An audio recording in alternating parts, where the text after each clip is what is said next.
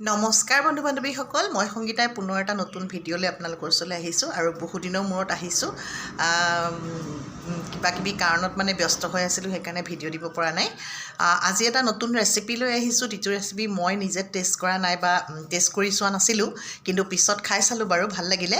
আৰু ৰেচিপিটো বনাইছিলে মোৰ ননদ জোঁৱাই, তেওঁ দিল্লীত থাকে আৰু তেওঁ ৰেচিপিটো বনাই পেলাই মোৰ লগত শ্বেয়াৰ কৰিছিলে। গতিকে মই ভাবিলোঁ আপোনালোকৰ লগত শ্বেয়াৰ কৰোঁ। আশা কৰোঁ ভিডিঅ'টো ভাল পাব আৰু বনাই খাই চাব আৰু কেনেকুৱা লাগে কমেণ্টত জনাবলৈ নাপাহৰিব। আৰু যিসকলে প্ৰথমবাৰৰ বাবে মোৰ চেনেলটো চাইছে তেওঁলোকে ছাবস্ক্ৰাইব কৰিবলৈ নাপাহৰিব। তেন্তে ব'লক দেৰি নকৰি ভিডিঅ'টোলৈ আগবাঢ়ো। राधे राधे दोस्तों, ये जो वाइट आप देख रहे हो, हम आज आपके लिए एक रेसिपी बना रहे हैं। ये है मूली का हलवा। ठीक है जी, मूली का हलवा गुड़ की चाशनी के साथ बनाएंगे। हम चीनी भी नहीं डालेंगे इसमें या शक्कर डालेंगे। तो अभी हम इसको पका रहे हैं। देखिए ये पक रही है, इसकी जो खुशबू है वो निकल रही है। आफ्टर दैट जब ये दूध सूख जाएगा बढ़िया से, ये देखिए मूली, इसका मैंने पानी निकाल दिया है। ये दूध के साथ इसको हम अभी सिकाई कर रहे हैं इसकी।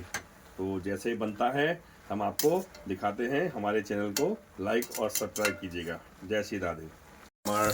আমাৰ গাজৰ मूली হালৱা এইটো বনি গৈছে। আমি তাতে ড্ৰাই ফ্ৰুটছ ঢালিছোঁ। এয়া চাওক, গুড় ঢালাৰ পাছত কালাৰটো চেঞ্জ হৈ গৈছে অকণমান। চেনি দিয়া নাই বিলকুল বি, চেনি এটা পয়জন হয়। আমি চাহতো গুড়ে খাওঁ। এয়া চাওক আমাৰ হালৱা, এয়া চাওক গোটেই ড্ৰাই ফ্ৰুটছ দি পিনে মাৱা অকণমান দিলোঁ, দি পিনে গোটেই হিলাই দিছোঁ। অকণমান হেৰি কৰি ল'ম, সেকি ল'ম, সেকাৰ পাছত খাব পাৰি। ধন্যবাদ।